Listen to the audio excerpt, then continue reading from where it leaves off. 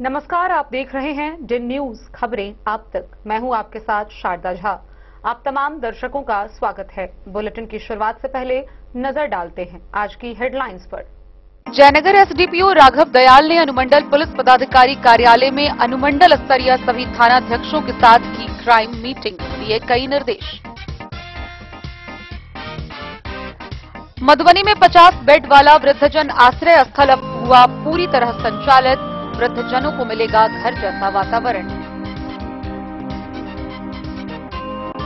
राजनगर विधायक रामप्रीत पासवान ने क्षेत्र में 3 महत्वपूर्ण सड़कों का किया शिलान्यास। बिहार विधानसभा चुनाव की तैयारी तेज, मधुबनी में 280 मास्टर ट्रेनर्स को मिला प्रशिक्षण। मुख्यमंत्री निश्चय स्वयं सहायता भत्ता योजना का विस्तार, अब स्नातक युवा भी होंगे लाभार्थी। स्वस्थ नारी सशक्त परिवार अभियान के तहत खुटौना में मानव चिकित्सा शिविर का आयोजन। मधुबनी पुलिस ने चलाया विशेष अभियान, 15 अभियुक्तों को किया गिरफ्तार, 26 वारंट, 4 इश्तेहार का निष्पादन। खुटौना के एक कपड़ा दुकान में पार्टनरशिप में गबन मामले का आरोपी गिरफ्तार।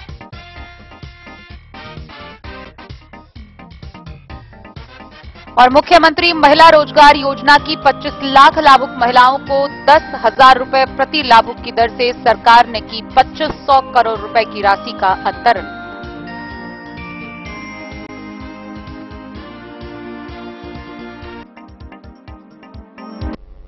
खबरें अब विस्तार से। जयनगर के अनुमंडल पुलिस पदाधिकारी कार्यालय में एसडीपीओ राघव दयाल ने क्राइम मीटिंग का आयोजन किया।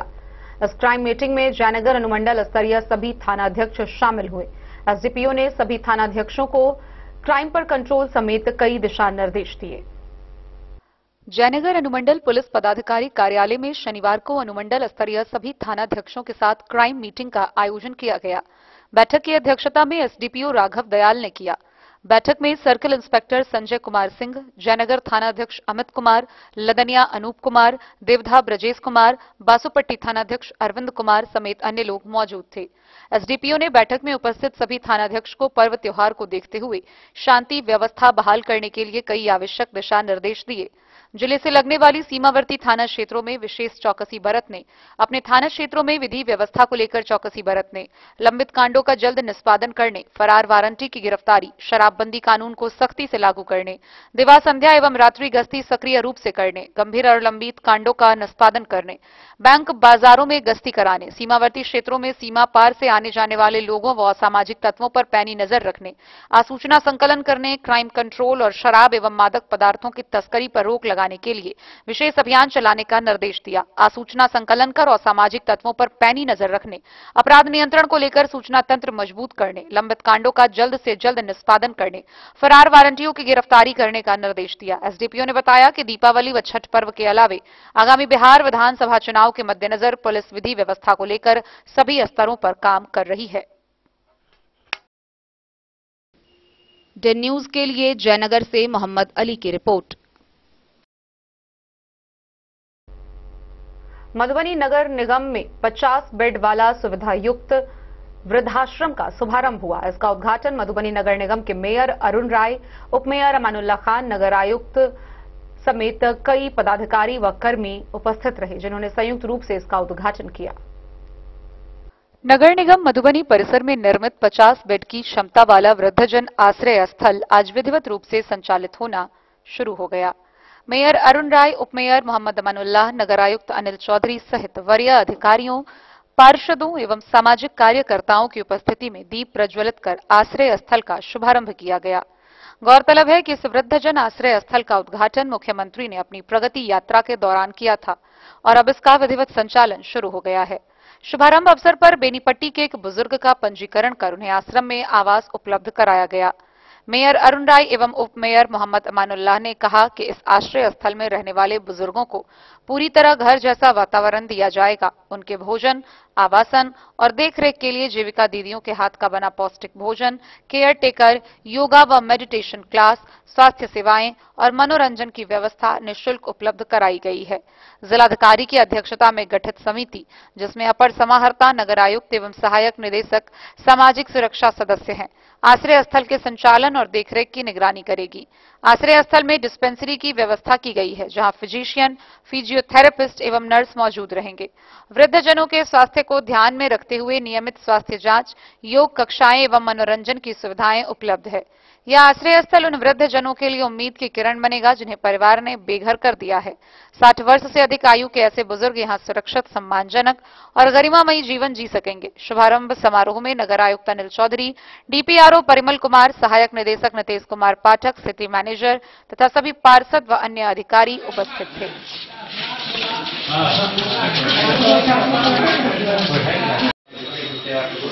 अब तो बहुत कुछ लगा भी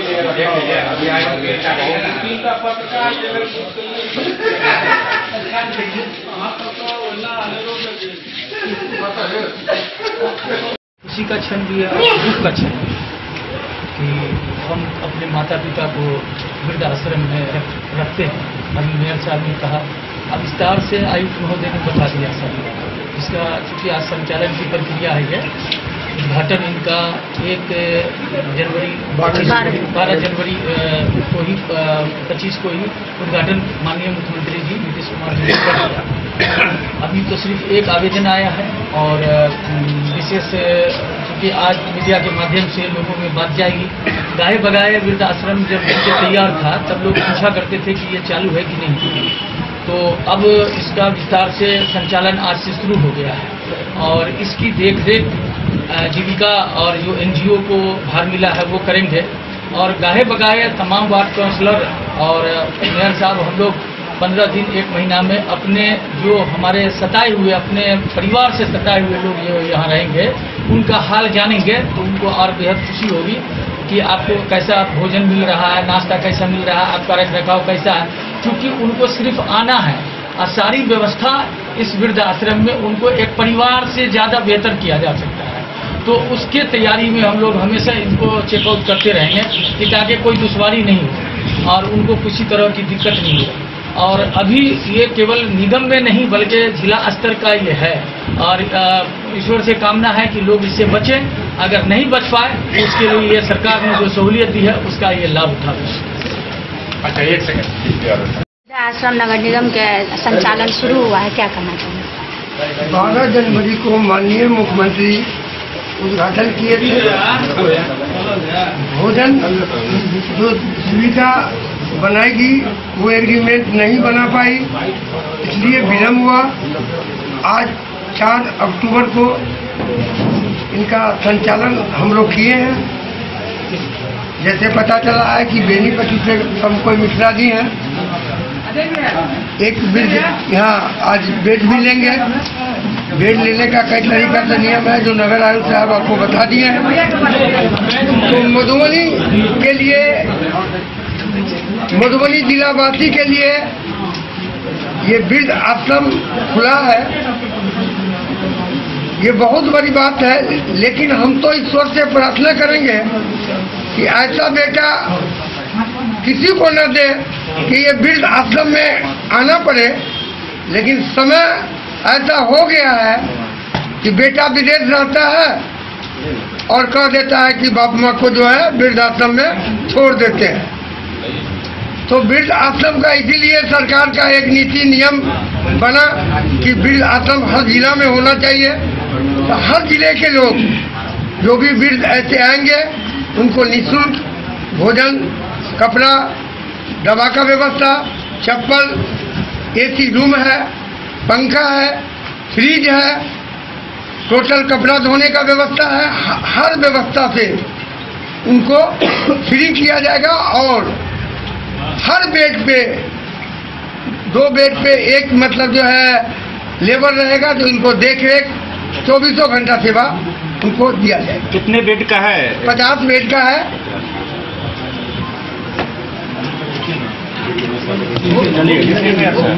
सर, आज वृद्धाश्रम का उद्घाटन किया गया है, क्या देखिए, आज उद्घाटन नहीं किया गया। माननीय मुख्यमंत्री के द्वारा जनवरी 2025 में ही इसका उद्घाटन कर दिया गया।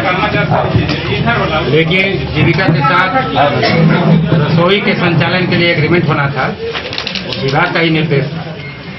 वो एग्रीमेंट नहीं हो पा रहा था, जिसके कारण इसका संचालन प्रारंभ नहीं किया जा सका।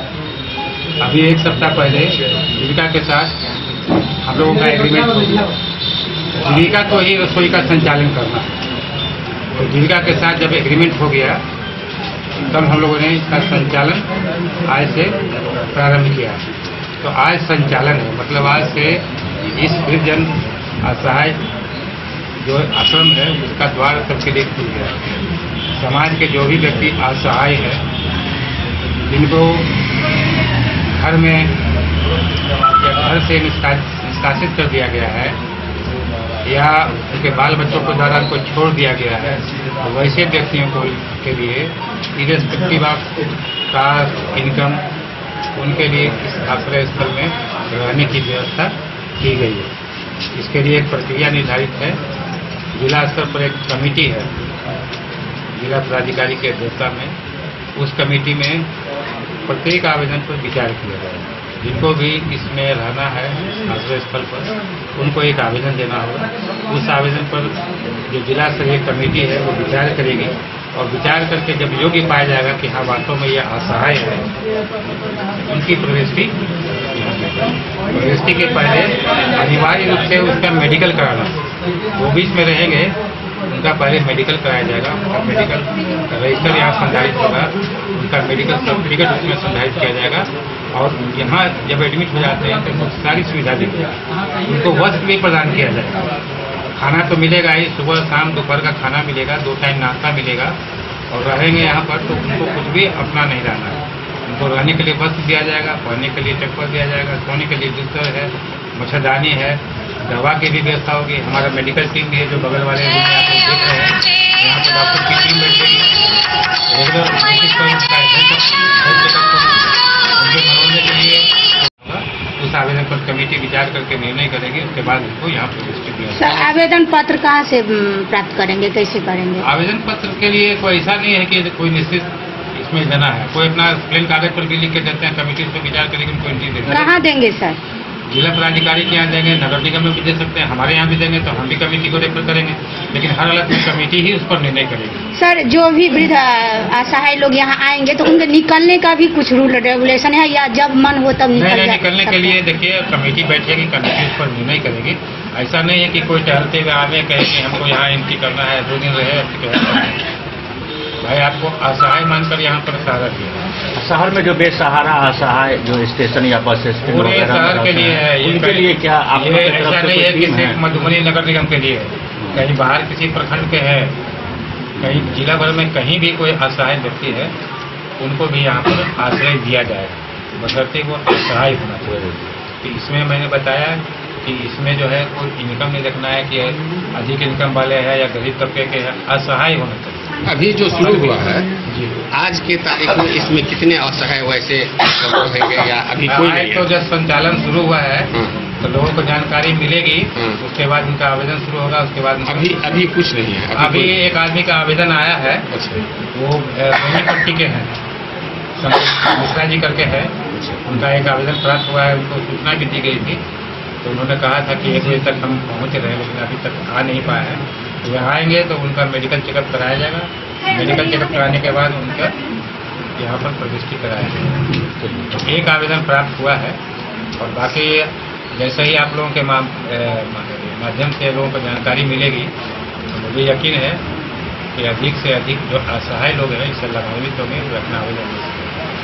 प्रविष्टि के बारे में मैंने बताया अभी, जैसा कि प्रश्न किया गया था कि बाहर जाने का क्या होगा।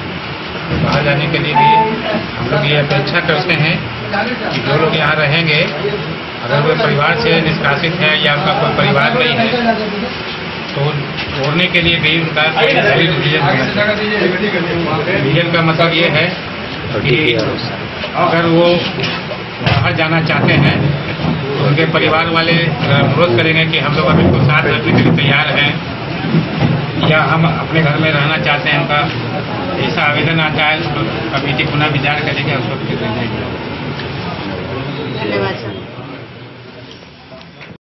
डेन न्यूज के लिए प्रवीण कुमार झा की रिपोर्ट।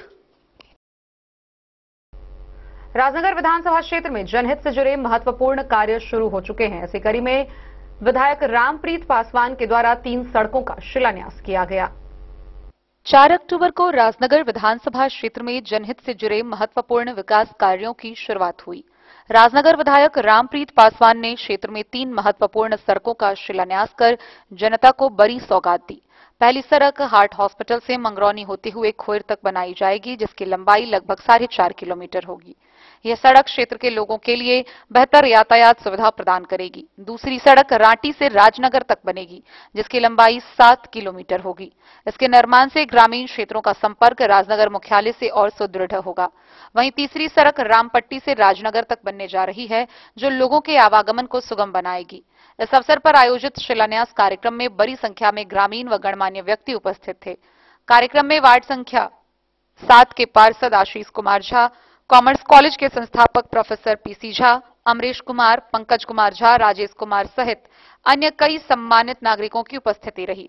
विधायक रामप्रीत पासवान ने कहा कि यह सड़कें क्षेत्र के विकास में मील का पत्थर साबित होंगी।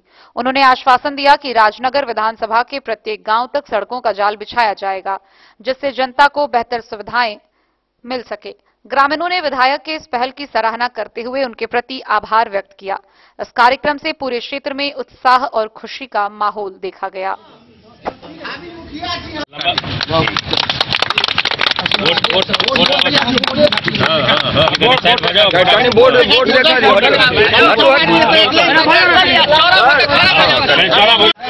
यह जो मंगरौनी सड़क का शिलान्यास किया गया है, 2 बार से यहाँ पे लगातार रामप्रीत पासवान जी विधायक होते आ रहे हैं। यह ऐसा तो नहीं होगा जो इस चुनाव आके केवल किया गया है और फिर यह अटक जाएगा। आप लोग ग्रामीण हैं, आप लोग का क्या कहना है इस पे? देखिए, हम लोग तो ग्रामीण हैं, विधायक जी तो बाद में, हम लोग का गुरुदेव है। अब गुरुदेव झूठ नहीं बोलेंगे, काम तो होगा ही होगा, निश्चित होगा, निश्चित होगा। देखिए, अब पानी में आके विधायक जी उद्घाटन किए हैं, उससे बड़ा कोई चीज नहीं होता है। तो आप लोग गांव की सड़क बन रही है, इससे खुश हैं? निश्चित बनेगा, खुश। इससे बड़ा दुर्दशा नहीं था जो हमारे विधायक जी उद्धार कर रहे हैं। रामप्रीत पासवान जिंदाबाद, जिंदाबाद।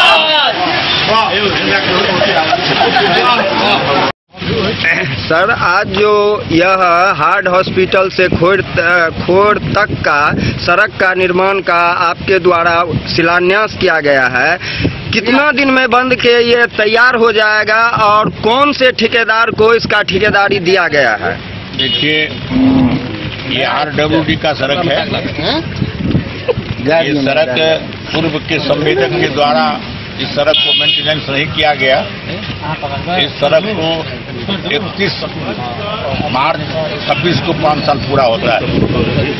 फिर भी माननीय मंत्री को कह के मैंने इस सड़क को स्वीकृत कराया है। सड़क की स्थिति बहुत जर्जर हो चुका था, लोगों का बहुत मुझे उलाहना मिलता था। तो ये सड़क, अब चुनाव है, आचार संहिता लगेगा, सड़क को स्वीकृत करा करके मैंने इसका शिलान्यास किया है। और ये आपको छठ कार्तिक पूर्णिमा तक ये सड़क जो है सो बन के तैयार हो जाएगा। मौसम अभी थोड़ा गड़बड़ है, पानी हो रहा है, अब कोई भी संवेदक पानी में काम नहीं करेगा। तो ये जब वर्षा खत्म होगा तो ये संवेदक छपड़ा का कोई सिंह जी संवेदक है, इनके पूरा नाम नहीं मुझे याद है, तो हमारे पदाधिकारी आ रहे हैं, वो बताएंगे। ये 4.5 किलोमीटर सड़क है, पूरी मजबूती के साथ ये सड़क बनेगा। मैं यहाँ के नौजवान ग्रामीणों को, ये हमारे जो पार्षद जी हैं मनीष जी, इस वार्ड के आशीष जी, इनको, ये राजेश जी, और जो भी ये कथा गल पंकज जी के भाई कथा गल, हाँ, प्रेम जी हमारे अध्यक्ष हैं, ये रामपट्टी के पंकज जी हमारे राजनगर के अध्यक्ष हैं, सुमन जी हमारे प्रभारी हैं, राजीव जी संयोजक हमारे प्रभारी हैं, महेंद्र जी, ये प्रयाग हमारा उचेला है, बहुत हल्ला करता था ही, प्रतिदिन मेरे दरवाजे जाके सड़क कब बनेगा, सड़क कब बनेगा। हमसे भी बात करता था, हमारा बेटा जिसका साथी है उससे भी बात करता था। ये आदमी बहुत मेहनत कर रहा था जो सड़क बने। तो आज सड़क का हमने शिलान्यास किया है।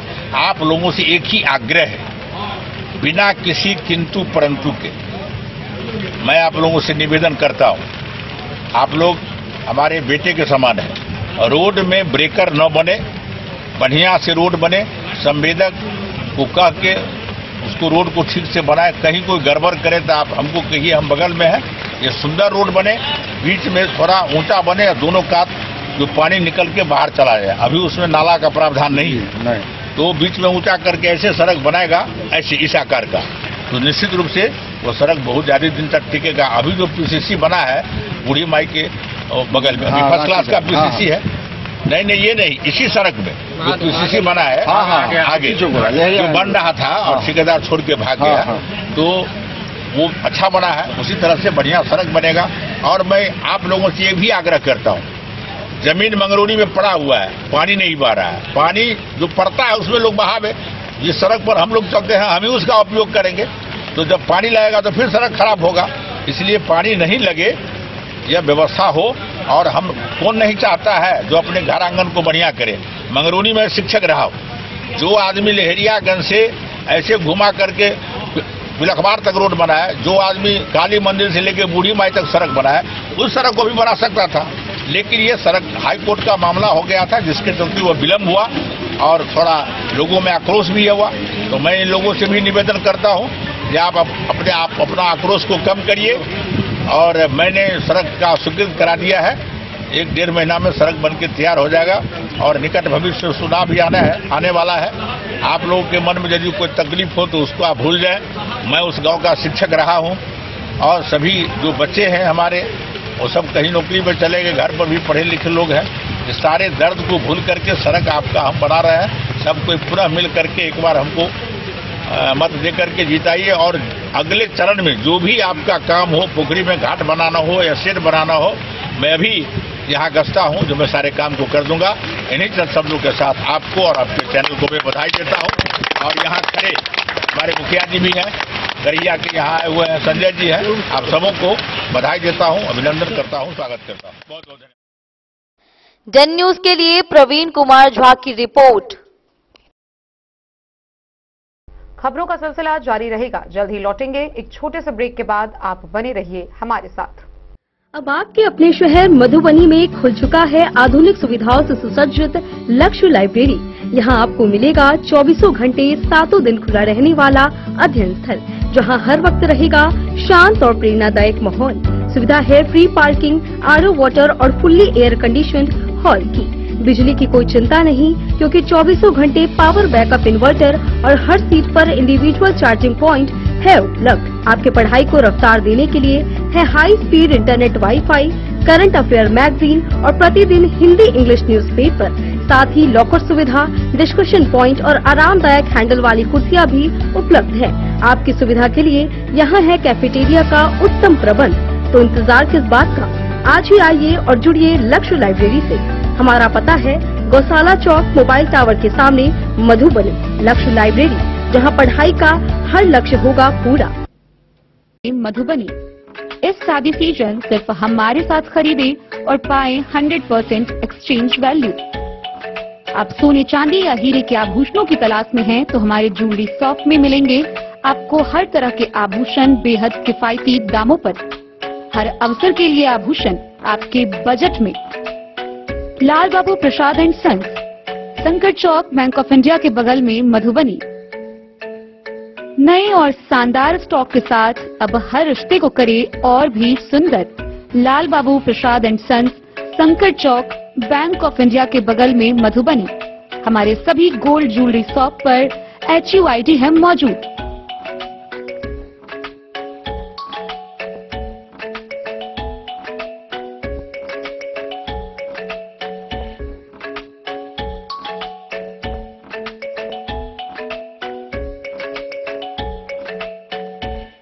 ट्रेंड के इस जमाने में क्या आप भी चाहते हैं स्टाइलिश और फैशनेबल कपड़े?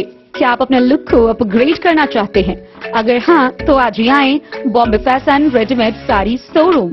हमारे पास पुरुषों, महिलाओं और बच्चों के लिए है नए से नए फैशन ट्रेंड में कपड़े और एक्सेसरीज का लार्ज कलेक्शन, आपके बजट और हर अवसर के लिए खास। चाहे काम के लिए हो नए आउटफिट की तलाश, या पार्टी के लिए ड्रेस, या किसी खास अवसर के लिए सूट सलवार और साड़ी, हमारे पास है हर एक ब्रांड। क्रिम्सन क्लब, मुफ्ती, टर्टल और किलर के SIS स्टोर्स। इसके अलावा रेमंड, स्पार्की, जॉकी, लक्ष्मीपति, मान्यवर, ब्लैकबेरी, नवाब पार्कर जैसे बड़े ब्रांड। तो देर किस बात की, आज ही आए बॉम्बे फैशन साड़ी एवं रेडीमेड शोरूम। हमारा पता है महिला कॉलेज रोड, मधुबनी।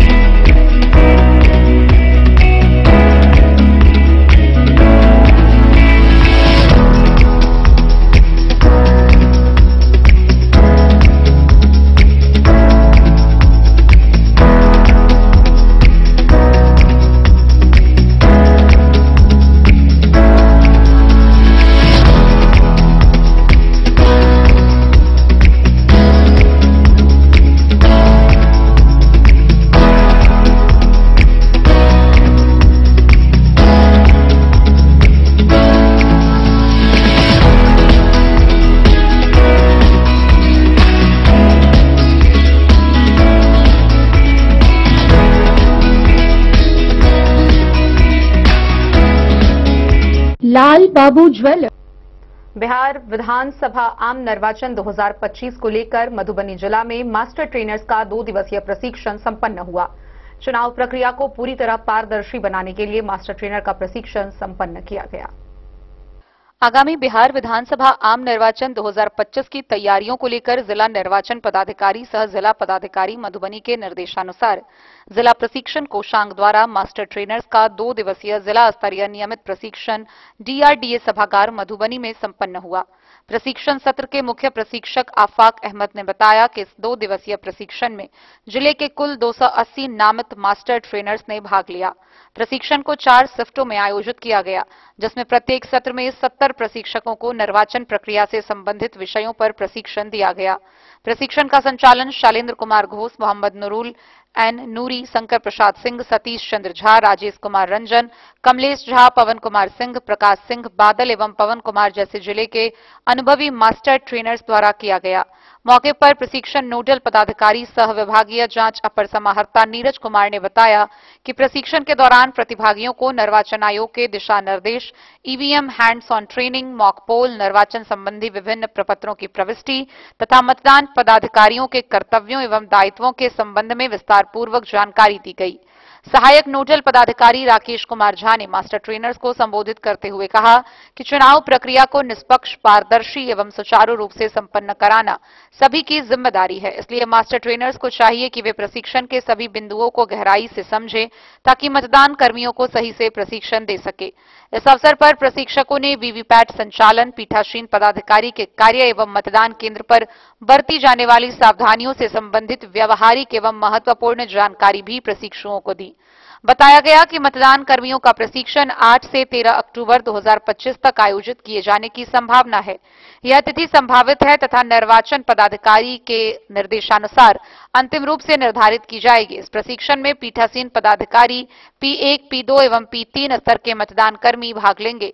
इस प्रशिक्षण के लिए राजकीय अभियंत्रण महाविद्यालय सागरपुर पंडौल, दिल्ली पब्लिक स्कूल बसवारा तथा don Bosco public school Baswara को प्रशिक्षण स्थल के रूप में चिन्हित किया गया है।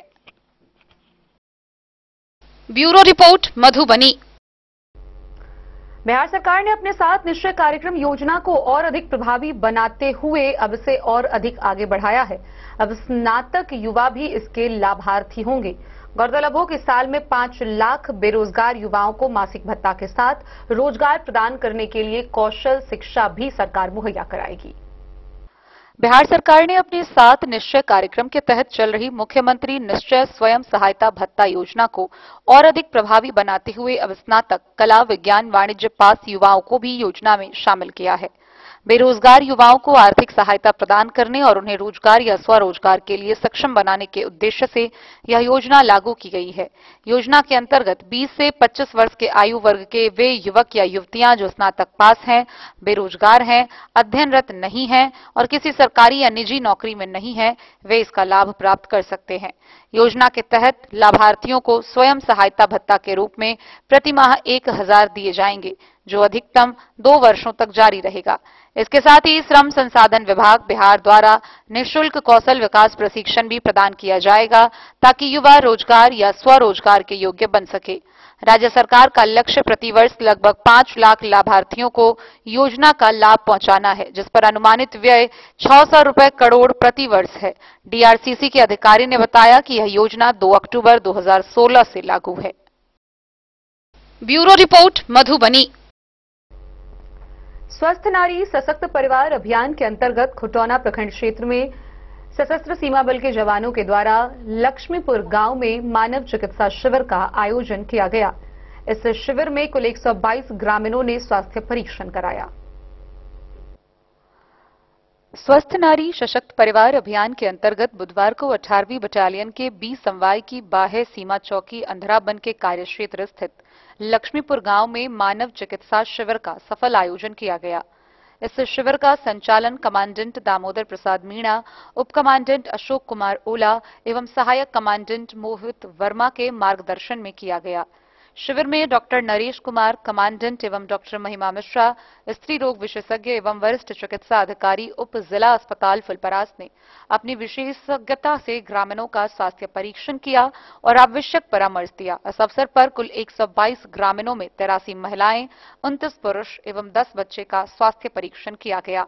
विशेष रूप से महिलाओं के लिए स्त्री रोग संबंधी जांच एवं जागरूकता पर जोर दिया गया, ताकि परिवार और समाज के स्वास्थ्य को मजबूती प्रदान की जा सके। कार्यक्रम के दौरान संवादात्मक सत्र भी आयोजित हुआ, जिसमें ग्रामीण महिलाओं को स्वास्थ्य संबंधी सावधानियों, नियमित जांच की महत्ता एवं संतुलित आहार की आवश्यकता पर विस्तार से जानकारी दी गई। इस अभियान का मुख्य उद्देश्य महिलाओं को स्वास्थ्य के प्रति जागरूक करना, उन्हें आवश्यक जांच एवं परामर्श उपलब्ध कराना और इसके माध्यम से पूरे परिवार एवं समाज को सशक्त बनाना है। ग्रामीणों ने इस पहल का स्वागत करते हुए कहा कि ऐसे स्वास्थ्य शिविरों से दूरदराज के गांवों की महिलाओं को विशेष लाभ मिलता है और यह अभियान उनके जीवन को अधिक स्वस्थ और सुरक्षित बनाने की दिशा में एक महत्वपूर्ण कदम है।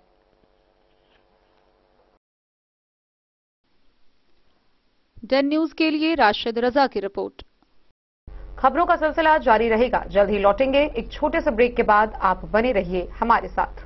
राजनगर मधुबनी के दिल में गांधी चौक स्थित अब एक ही छत के नीचे फैशन और ज्वेलरी की अनोखी दुनिया राज राजेश्वरी कलेक्शन और महादेव शाह अमरनाथ प्रसाद ज्वेलर्स की शानदार पेशकश, जहां आपको मिलेंगे saris, suits, lehenga, sherwani, kurta, bedsheets, kids wears, shirts, jeans और कुर्तीज।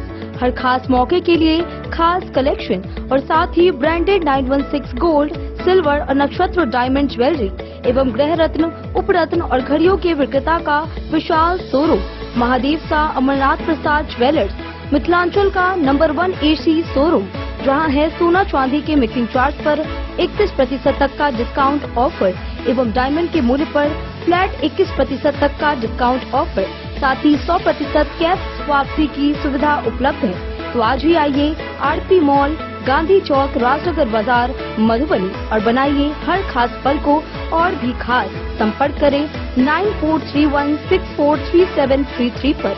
राज राजेश्वरी कलेक्शन और अमरनाथ प्रसाद ज्वेलर्स, विश्वास, गुणवत्ता और परंपरा का संगम। नमस्कार, मैं अमरनाथ प्रसाद, महादेव शाह अमरनाथ प्रसाद ज्वेलर्स राजनगर के प्रोप्राइटर।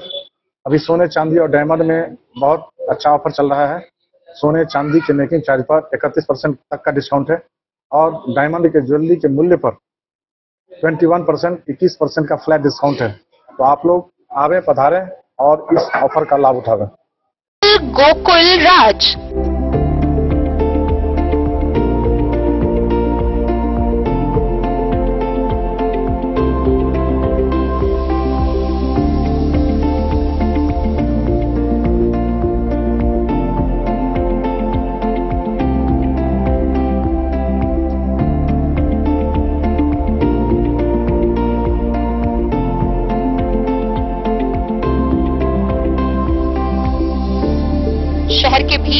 से दूर शांति और सुकून से भरे वातावरण में मधुबनी शहर के लहरियागंज वार्ड नंबर 1 में पूरे मिथिलांचल क्षेत्र का सबसे भव्य होटल होटल गोकुल राज 4 मंजिला इमारत की इस होटल में है 4 बड़े बड़े बैंकेट हॉल, रिंग सेरेमनी, शादी, मीटिंग या पार्टी, हर एक आयोजन के लिए अलग से हॉल की व्यवस्था, रेस्टोरेंट की व्यवस्था जहां एक से बढ़कर एक लजीज व्यंजनों का मिलेगा संगम और रहने का उचित प्रबंध, suite room, AC room, non AC room से सुसज्जित होटल जहां लिफ्ट की भी है व्यवस्था, पार्किंग का पूरा इंतजाम।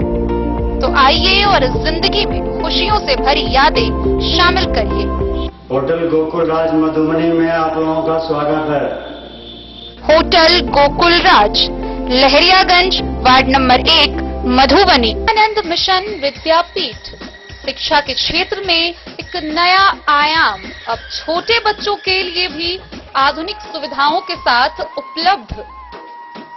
विवेकानंद मिशन विद्यापीठ जूनियर, जहां क्लास प्री नर्सरी से 5th स्टैंडर्ड तक के बच्चों का एडमिशन प्रारंभ है। अगर आप भी चाहते हैं अपने बच्चों का शिक्षा के क्षेत्र में बेहतर विकास, तो विवेकानंद मिशन विद्यापीठ जूनियर है आपके लिए तैयार। 2.5 से 10 वर्षों के बच्चों के लिए आपको मिलेगा आधुनिक सुविधाओं के साथ एक बेहतर शिक्षा का माहौल।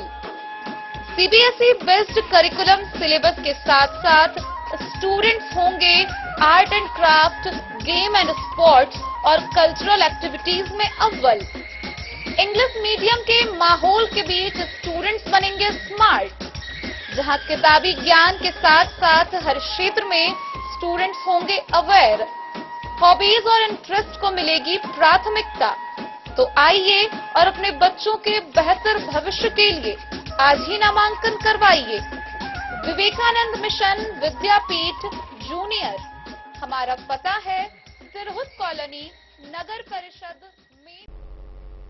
बीते शुक्रवार को मधुबनी पुलिस के द्वारा विशेष अभियान चलाकर कुल 15 अभियुक्तों को एक दिन में गिरफ्तार किया गया। वहीं बीते 24 घंटे में जहां 26 वारंट तो वहीं 4 इस्तेहार का भी निष्पादन किया गया। पुलिस महानिदेशक बिहार पटना के निर्देशन के आलोक में 3 अक्टूबर 2025 को गंभीर शीर्ष के कांडों, हत्या, लूट, डकैती, बलात्कार, पुलिस पर हमला इत्यादि के कांडों में प्राथमिकता के आधार पर कुर्की जब्ती की कार्रवाई करने को दृष्टिगत रखते हुए विशेष अभियान चलाया गया। इस अभियान में 26 वारंट, 4 इस्तेहार एवं 75 सम्मन का निष्पादन किया गया। साथ ही साथ कुल 15 अभियुक्तों को गिरफ्तार किया गया, जिसमें शराब कारोबार में 2, हत्या के प्रयास में गिरफ्तारी 1, वारंट में 4, हत्या के कांड में 2 एवं अन्य कांड में 6 अभियुक्त शामिल हैं। साथ ही जिले में अपराध नियंत्रण एवं यातायात सुरक्षा के दृष्टिकोण से कुल 43 वाहनों से 57,000 रुपए जुर्माना वसूला गया। साथ ही जिला अंतर्गत देशी विदेशी शराब 96 लीटर, 2 मोटरसाइकिल व 1 मोबाइल बरामद किया गया। Bureau report Madhubani. खुटौना प्रखंड के खुटौना बाजार स्थित पलक फैशन नाम के कपड़ा दुकान में पार्टनरशिप में गबन मामले के एक आरोपी को पुलिस ने गिरफ्तार किया है। आइए हम आपको बताते हैं क्या है ये पूरी वारदात। खुटौना थाना क्षेत्र के खुटौना बाजार में पलक फैशन के नाम से प्रसिद्ध कपड़ा दुकान के मालिक को गबन मामले में बाबूबरही थाना क्षेत्र के मोहनपुर के निकट भागने के क्रम में शुक्रवार अहले सुबह बाबूबरही थाना पुलिस की मदद से खुटौना थानाध्यक्ष धीरज कुमार ने गिरफ्तार कर लिया। मिली जानकारी के अनुसार विगत 7 वर्ष पूर्व महादेव सिंह व कन्हैया कुमार ने खुटौना बाजार में पार्टनरशिप में पलक फैशन के नाम से रेडीमेड गारमेंट कपड़ों का व्यवसाय शुरू किया था।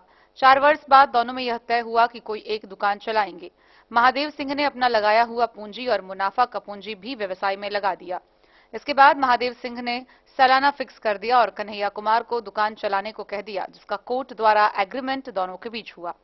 जब वह सालाना पैसा देने से इनकार करता रहा तो इसको लेकर पंचायत हुई। पंचायत में तय हुआ कि 3 टर्म में पैसा देगा और 3 पीडीसी चेक दिया गया, लेकिन उसमें भी काफी कहासुनी के बाद 1 टर्म का पैसा दिया और तीनों चेक बाउंस हो गया। थक हारकर महादेव सिंह ने कानून का सहारा लिया और थाने में गबन संबंधित केस किया। इस संबंध में फुलपरास एसडीपीओ अमित कुमार ने कहा कि सभी साक्ष्य को अनुसंधान में सही पाया गया, इसलिए पीड़ित पक्ष को न्याय मिलना चाहिए, अन्यथा लोगों को कानून से भरोसा उठ जाएगा। कहा कि आरोपित एक केस में पहले भी न्यायिक हिरासत में सजायाफ्ता रह चुका है। नमस्कार, मैं राशिद रजा और आप देख रहे हैं इस वक्त मैं मौजूद हूँ बुढ़ौना प्रखंड अंतर्गत ये पहाड़ी टोल है और ये जो है हमारा छोटा सा स्टूडियो है और यहाँ मौजूद हैं मिस्टर महादेव सिंह जी। बात करेंगे कुछ संक्षिप्त में कि दो दोस्त हुआ करते हैं और दोनों में गहरी दोस्ती हुआ करती है और इस दोस्ती को नया नाम देने के लिए बिजनेस स्टार्टअप किया जाता है। लाखों से करोड़ों रुपया तक खर्च की जाती है, लेकिन होता है कि बीच में एक दोस्त के मन में लालच पनपता है और वजह यह होती है लालच पनपने का कि कई लाख रुपये का गबन होता है। हम जानना चाहेंगे कि आप लोगों की जो दोस्ती थी, आखिर कहा जाता है कि दोस्त दूसरे दोस्त के दुख में और सुख में बहुत काम होता है, लेकिन ऐसी क्या बात बनाई आपकी दोस्ती के बीच में कि एक दोस्त को जेल भेजना था? जी नमस्कार, प्रणाम जी। एक्चुअली ये जब बिजनेस स्टार्ट हुआ तो बिजनेस चलती रही। बीच में बिजनेस सिर्फ पूंजी लगाने का नहीं होता है, उसका लाभांश पाने के लिए भी लोग बिजनेस करते हैं। हम भी या कोई भी बिजनेस करते हैं 2 रुपये कमाने के लिए, लेकिन जब सारे के सारे पैसे आपके दोस्त कमा के उसको गबन किया जाएगा तो सर कहीं ना कहीं मुझे स्टेप ये लेना पड़ा और उसके बाद कानून का सहारा लेना पड़ा। अब तब जाकर के ये मामला सामने आ गया। ज्ञात हो कि विगत दिनों जो है प्राप्ति के ऊपर पंचायत भी बैठाया गया था और मामले को लेकर के पैसा आप नहीं देंगे इस तरह की बात कही गई थी, तो उस दौरान क्या आप लोगों के बीच सहमति नहीं बनी? नहीं, ऐसा कुछ हुआ नहीं। उन्होंने 15 दिन का लास्ट टाइम लिया था। हम जब सेकेंड टाइम हम बैठे थे 15 दिन का टाइम लिया था। 15 दिन में हम सोच समझ के व्यवस्था करके और देने की कोशिश करेंगे। फिर पता नहीं उसमें क्या हुआ अचानक कि 15 दिन के बाद कोई जवाब नहीं आया। फिर अपनी कानून का सहारा जी, फिर मैंने अपना कानून का सहारा लिया। आगे क्या रणनीति है? हालांकि वो तो गिरफ्तार हो गया, लेकिन जो पूंजी आपकी फंसी हुई है किस तरह से क्या सोचा? सर देखिए, पूंजी तो फंसी हुई है, जो लगत थी वो भी अभी तक वापस नहीं आया है और मेरे ख्याल कानून के प्रक्रिया में है। तो निश्चित ही मुझे एक उम्मीद की किरण जगी है कि मेरी पूंजी अवश्य वापस आएगा। पलक फैशन एक ब्रांड था बुढ़ौना में और जब ओपनिंग हुई थी तो भव्य रूप से हुआ था और कई लाखों रुपये का कारोबार भी हुआ था, लेकिन जो कारोबार है कहीं न कहीं एक दोस्त और दूसरे दोस्त इन दोनों के बीच में जो है दुश्मनी का रूप ले लिया है। पार्टनरशिप में इनके साथ इनके दोस्त ने इनके साथ गद्दारी की थी। दरअसल जब स्टार्टअप हुआ था और जब शॉप की ओपनिंग हुई थी तो चर्चा का माहौल था क्षेत्र में कि दो दोस्त जो है इस तरह से बिजनेस कर रहे हैं और कहीं ना कहीं आज जो गिरफ्तारी हुई है वो भी चर्चा का माहौल है। मानवता को संसार करने वाली बात यह रही है कि जो दोस्त जो एक दोस्त को भाई से बढ़कर माना और उसके साथ जो इस तरह का सीन क्रिएट हुआ है उससे लेकर कहीं ना कहीं ये हताहत हो गया। एक व्यवसाय के रूप में भी जाने जाते हैं और ये गुड़गांव से आए हुए हैं और अब जो है इनका मन टूट गया। यही नहीं, यहाँ जो क्षेत्र है और यहाँ जितने भी व्यवसायी हैं उनके मन में ये बात थी कि हम अपने किसी दोस्त के साथ मिलकर पार्टनरशिप करते हैं। आज कहीं ना कहीं इनकी जो ये दशा देखे हैं तो उनके मन में भी ये बात सामने आ गई है कि अब पार्टनरशिप या कोई बिजनेस नहीं करेंगे। तो जो बातें हैं कि जो व्यक्ति था जिनके ऊपर प्राथमिकी दर्ज कराई गई थी वो भाग रहा, तो ये फिल्मी ड्रामा जैसा सीन आपको प्रतीत होगा। वो भागने की कोशिश कर रहा था और दो थानों की पुलिस उनको गिरफ्तार की। इससे ये साफ जाहिर होता है कि उसने जो है पैसे का गबन किया और हजार नहीं लाख नहीं करोड़ों रुपया की बात सामने आ रही है। एक दोस्त दूसरे दोस्त के साथ लाखों से ज्यादा करोड़ों रुपया इन्वेस्ट करता है ताकि उसकी भी फ्यूचर बने और अपना भी फ्यूचर बने, लेकिन कहीं ना कहीं जो लालच मन में पनपा उसका ये नतीजा है कि आज उसे जेल मिली है। सर और कुछ भी ये कहना चाहें आप लोग? क्या आप कभी बिजनेस करना चाहेंगे किसी पार्टनर के साथ? किसी नहीं सर, नहीं। अब पॉसिबल नहीं। कोई सुझाव दे सकते? नहीं, ऐसा नहीं। मैं किसी को सुझाव दूंगा कि आप पार्टनरशिप में। अच्छा, जैसे कि बताया गया पलक फैशन का जो काम जो शॉप ओपनिंग हुई थी वो कहीं ना कहीं ब्रांड लेवल का चर्चा था, इनके यहाँ कपड़ा बढ़िया मिलता है और इसमें कहीं ना कहीं आपका जो ही सोच होगा। निश्चित ही मुझे लगा कि एक रूरल क्षेत्र है, यहाँ कपड़ों की काफी दिक्कत का सामना करना पड़ता है लोगों को। यहाँ से 40 किलोमीटर दूर की मार्केट बनती है, वहाँ जाना पड़ता है। क्यों ना एक यहाँ पे शोरूम हो जिससे यहाँ की जो कस्टमर है उनको सही वाजिब दाम पे सही चीज मिले और दूर भी ना जाना पड़े। इसी सोच को लेकर के हम डन न्यूज के लिए राशिद रजा की रिपोर्ट। मुख्यमंत्री महिला रोजगार योजना के तहत बिहार के मुख्यमंत्री नीतीश कुमार ने बिहार की 25 लाख महिलाओं के लाभुक में प्रति लाभुक के दर से 10,000 करोड़ यानी कि कुल 2500 करोड़ राशि का अंतरण किया है। वहीं इसका लाइव प्रसारण मधुबनी नगर भवन में आयोजित किया गया, जहां वरीय पदाधिकारी, कर्मी व कई लाभुक महिलाएं मौजूद रहीं। मुख्यमंत्री नीतीश कुमार ने वर्चुअल माध्यम से मुख्यमंत्री महिला रोजगार योजना की 25 लाख लाभुक महिलाओं को 10,000 रुपए प्रति लाभुक की दर से 2500 करोड़ रुपए की राशि का अंतरण किया।